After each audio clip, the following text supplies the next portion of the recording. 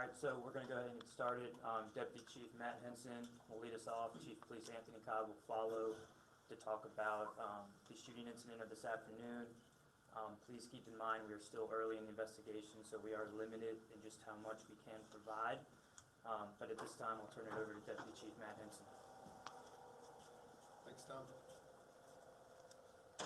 So at 3 p.m. this afternoon, officers responded to 700 block North Hickory for a reported shooting with injuries.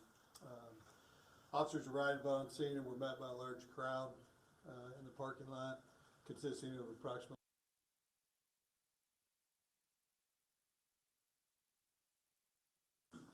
suffering life-threatening injuries. The victim was transported to a hospital and pronounced deceased. At 3:04, we received injuries or reports of additional injuries at local hospitals and Fire Station 3. In all, 5 individuals were struck by gunfire during this incident.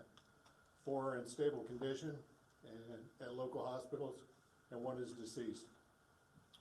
Preliminary information suggests that the offenders approached the 17-year-old male in the parking lot of the Legion and fatally wounded this individual. Additional gunfire ensued, leading to multiple victims sustaining injuries. Police estimate 50 or more rounds of gunfire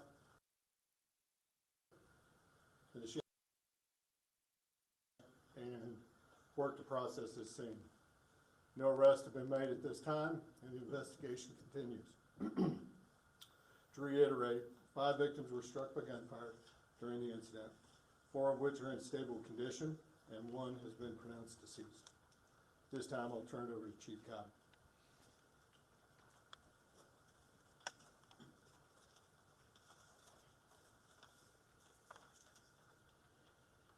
Today, as we embark upon the 4th of July holiday weekend, I am saddened to stand before you to report another senseless act of gun violence within our community.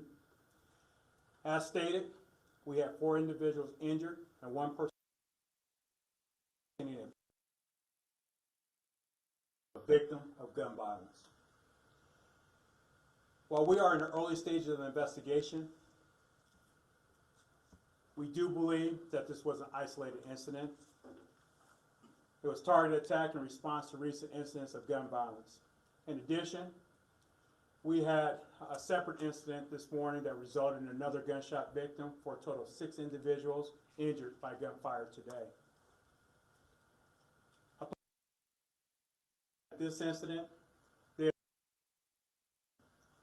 but very few were willing to provide information or assist in the initial investigation. Our officers encountered verbal hostility, limited cooperation, and anger from the crowd as officers were arriving to assist the injured and begin their investigation. Our employees are continuing to report for duty, respond to these very emotional and traumatic scenes where they are routinely rendering medical aid before starting the grueling work of processing and investigating these incidents. They continue to put our community first, regardless of the circumstance, even though gun violence continues to take a toll upon them as well. I am saddened that this violence continues at yet another record pace within our community and across our country. I am saddened that our cries to put the guns down or to cooperate with law enforcement or to call Crime Stoppers go unanswered for the most part. It was just 1 weekend ago our interfaith community, along with local partners, neighborhood leaders, and anti-gun violence came together to lead 48 hours of peace in our community. During that 48-hour span, we did not have a single shooting or confirmed report shots fired.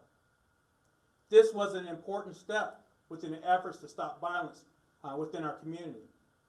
I commend everyone who led and participated in this effort, but today's tragedy is an awful reminder that gun violence remains at an all-time high in the city of Champaign.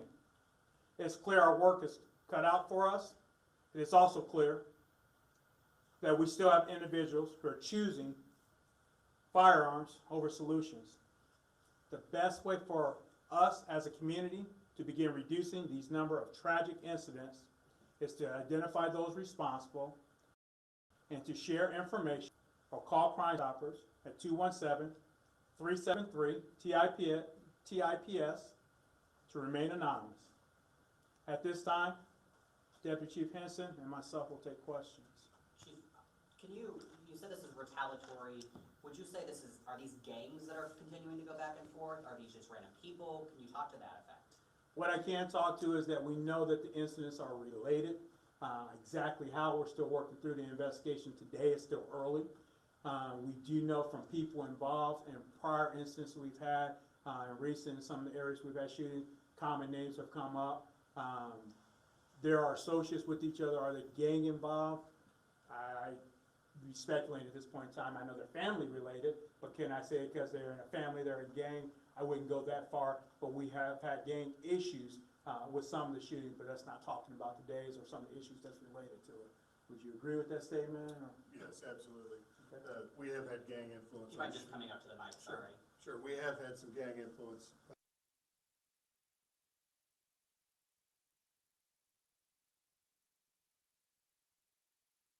This time. Other questions? You said there's no suspects there out, right now and arrested. I mean, are you looking for anybody that you need? Investigation, as far as description, we've shared everything that we can share with you at this point in time. Like I said, give us time to work through. Right now, we have nothing more that we're ready to share at this active investigation. I need to give my staff time to work through it. They're going to work as quickly as they possibly can to address this issue and to identify those responsible. But if we do need assistance from the public, we'll give the information out. But right now, we need cooperation from the public. We need people who are there to speak up, open their mouths, and say what's going on. There's people who weren't there that know what happened because the streets are talking. People know what's going on. Family members know what's going on, and they can call Crime Stoppers. They can call Champaign Police. They can make us aware of it. Right now, our community is choosing not to. So that's where we need the help at. Chief Cobb, what do you make of all of this retaliatory gun violence? Over the last year, it seems like many of these cases that we've been dealing with have been cycles where, just leads to another and leads to another. So can you just talk about what you make of that? When you talk about what's going on in society, where everyone's seeing it across the country, we have an epidemic when it comes to gun violence. Kids don't do this anymore. And if we had a disagreement, we rolled around in the dirt. If it came to that, we dusted each other off, and we probably were playing together within a couple of weeks easily.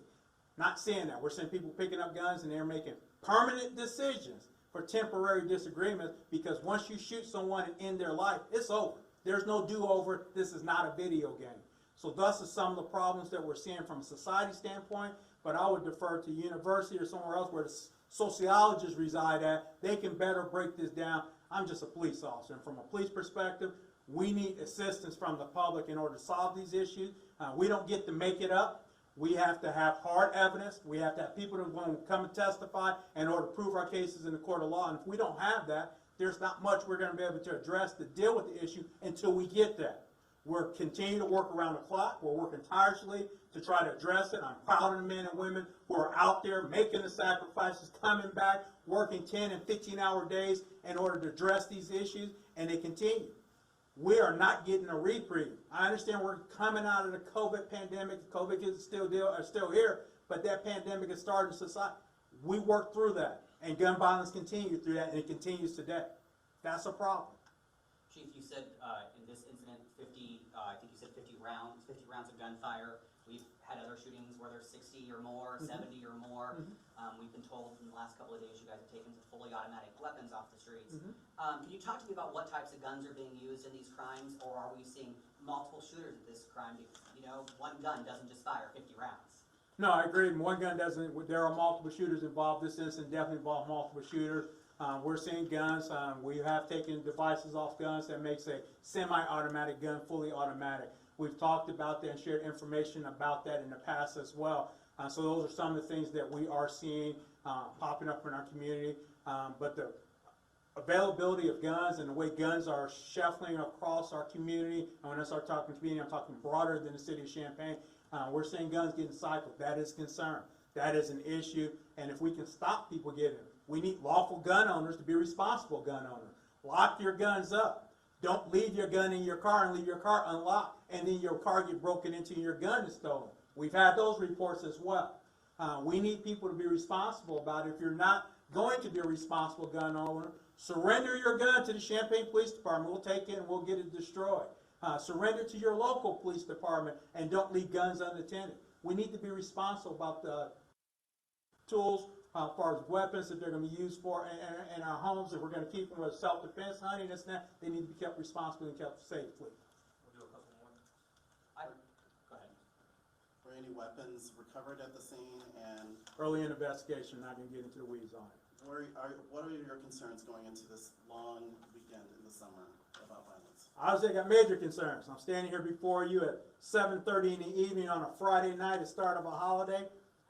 We're bringing this matter to our attention of our public because we're quite concerned. We don't want this to continue. We don't want to see any more bloodshed in our community the rest of this weekend, the rest of this year. We've had our fill of it. We will be happy to not have to go to another shooting scene the rest of this weekend. But we need our public's cooperation. Chief, I would just ask a two-part question here. Kind of back off that. What are you guys doing this weekend? More patrols, more officers, assistance from state police? And then your police department's had a rough year. Shootings, how are you guys doing? How are things going for you? Things are rough. Things are challenging. We're still grieving. We're still dealing with the loss of Officer Chris Overheim. We're still dealing with all the traumatic things that go with that. And we're going through the process just like everyone else who's known this wonderful, heroic person. With that said, we're doing everything we possibly can from a resource standpoint to put resources out to respond, to address the violence that's happening in our community. But I don't care if we had an officer on every corner in every spot in the city, we're not omnipresent and we can't be there. We need our public's assistance. We need our public to come and be part of the solution, and without them, we're not going to be able to solve these issues. We're going to need people that are going to be able to help us to resolve and hold these individuals accountable. And I'm very optimistic and hopeful that our community is tired of this violence and our community has had enough. And I'm hoping our community will stand strongly with us and provide the information we need in order to address this problem. Period. Yes, sir. And Chief, when it comes to the lack of cooperation you guys have received throughout investigations, how difficult is it when you have that lack of cooperation when it comes to actually solving these things? It's challenging to recognize we need physical evidence that we can prove in the court of law. So I need to have something that links that person who did who committed this crime. So give me video of them doing where I can clearly see it was them, and if I had the weapon that they used, that's even better. If I had eyewitness account, that's even better. The thing is, we need to be able to do it, and if the officer's not there, we have to build a case. We need to talk with people, we need first-hand account, and we need the physical evidence. Someone want to come in and tell us that they were involved in this issue and take responsibility for it? Thank you. That's the first step to trying to address this. But we have to be able to prove it before a judge and a jury and be able to show this person committed this crime. Without that, it's an investigation. We're going to work our way and try to bring a resolution and bring peace or bring the victims some sense of justice.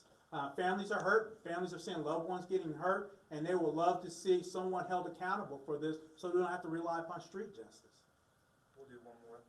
I know you said this was an isolated incident, but there was a group of 100 people outside today. Yep. Bullets don't have names. Yep. And this was at a memorial for another homicide victim. Is there a concern that at some point an innocent person is going to die? Yes, it's always concerned that innocent going to die. Recognize this incident today, families were there. Children were there. Toddlers was there. It could have been easily one of them. It could have been someone. I'm not ready to say it hasn't been someone. Recognize 5 people were struck. And I don't know everyone's role in this incident as of yet because the investigation is ongoing.